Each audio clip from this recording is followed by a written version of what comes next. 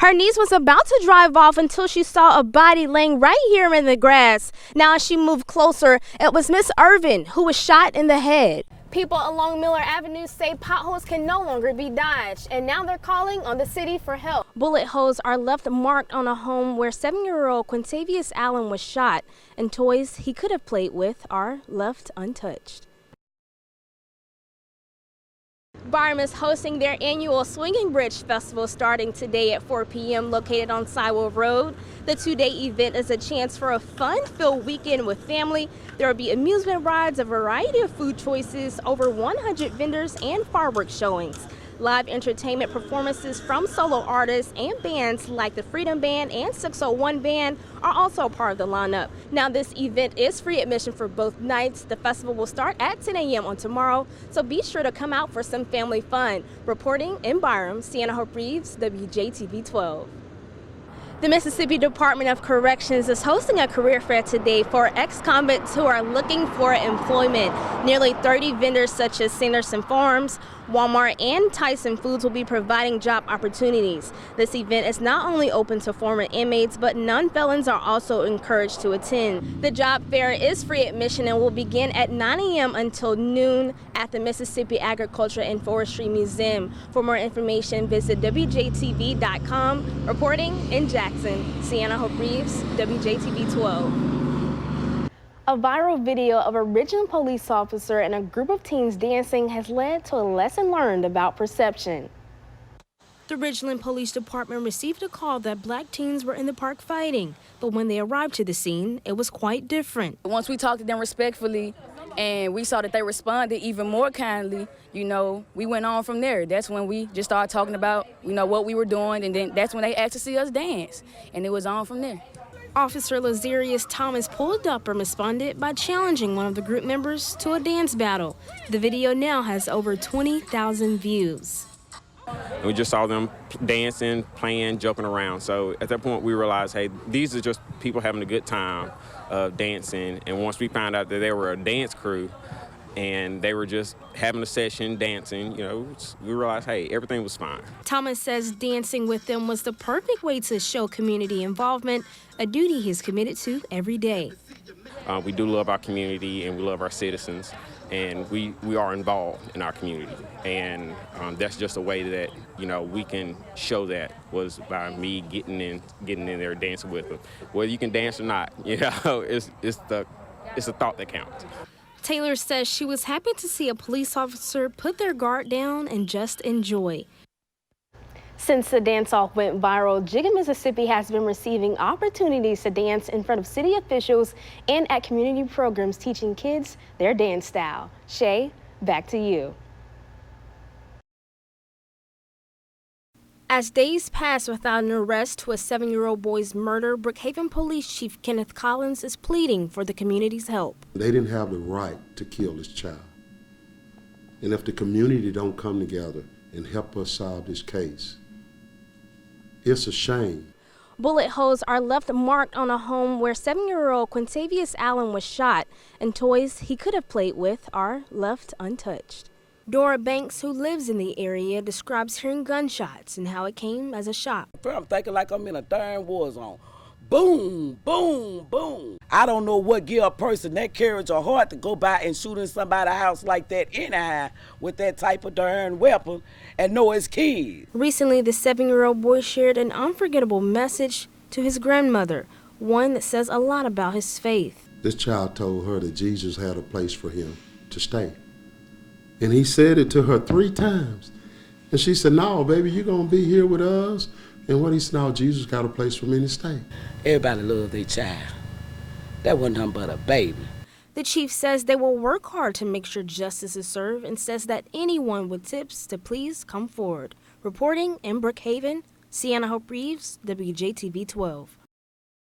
In a press conference, Mayor Lumumba says Chief James Davis did not have enough evidence to make an arrest after an officer was accused of sexual assault. In order to arrest somebody, right, you have to have information available.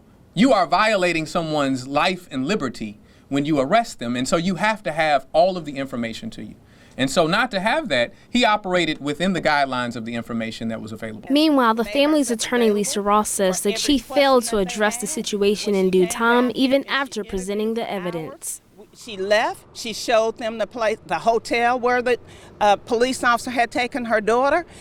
She took him to the spots where he parked and sexually assaulted her daughter. And even though she had been in the police department for 3 hours, they called her back yet again on Sunday evening saying, oh, we need to get a copy of the videotapes. Well, she had been in this building for 3 hours. Officer James Hollins took his own life on I-220 when it was publicized that he allegedly sexually assaulted a 15-year-old girl. I believe in community policing, and I've said it many, many times. I give my number out. If you call, I'm coming. He failed the young woman, and he failed other women in this city too when he failed to take immediate action. What's going to happen to the next victim? Ross says they will be filing a complaint against the police force and others they believe are involved. Reporting in Jackson, Cianna Hope Reeves, WJTV 12. People along Miller Avenue say potholes can no longer be dodged, and now they're calling on the city for help.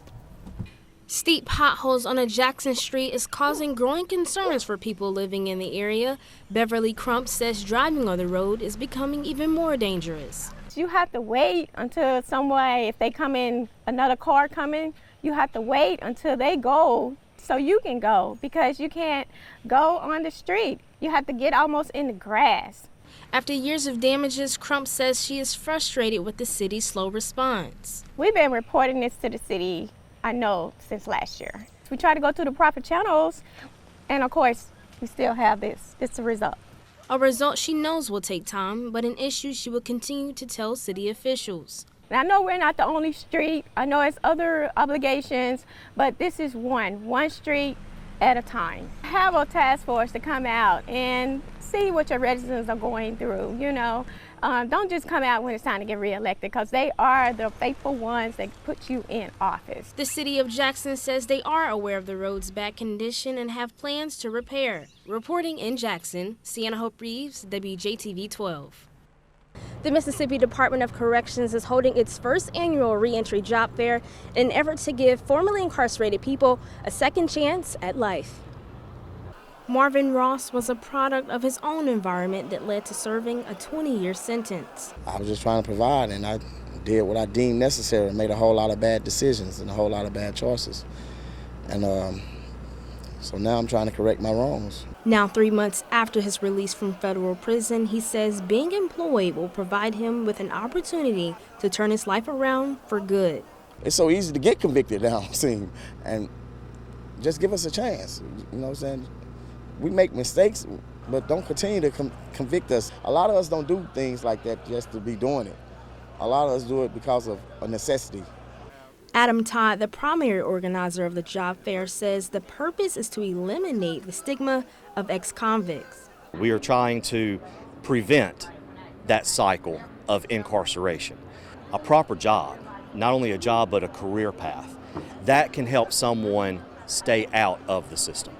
A path that Marvin hopes to soon experience as his search for jobs continue. I'm hoping I do get this opportunity that I'm looking for. I'm hoping I do get this job that I'm looking for, and everything can work out for the best and can be a happy ending to my story. He encourages those who can relate to simply keep pushing and keep applying. The next job fair will be held August 2019 in Vicksburg if individuals did not get the chance to attend. Reporting in Jackson, Cianna Hope Reeves, WJTV 12. The wait is over for a Brandon family who just received a new addition for a lifetime. At 2 years old, Katie Davis was diagnosed with autism, and what has been a journey of patience is now a prayer answered. When Katie gets overwhelmed and starts to melt down, Laura will be able to kind of help her hone in on just calming down and just making life so much better and giving her a best friend. After receiving an outpour of support and funding for a year, the family served another year on the waiting list before purchasing Laura. She's going to give us an extra set of eyes, which is huge for us. And we won't be spread as thin. I think it'll just help us all be a little bit more calm and at ease. The dog is named in honor of fallen officer Jessica Laura Hollis. The family says their furry friend is a perfect match based on Katie's needs and personality. She loves her already. It's amazing just how they can, I can just tell them what her needs are and tell them a little bit about Katie, and they were able to specifically match. The Davis family also says Laura has brought back life inside their home and will forever be grateful for the life-changing moment. Find out more on Katie's story by visiting WJTV.com. In Brandon, Cianna Reeves, WJTV 12.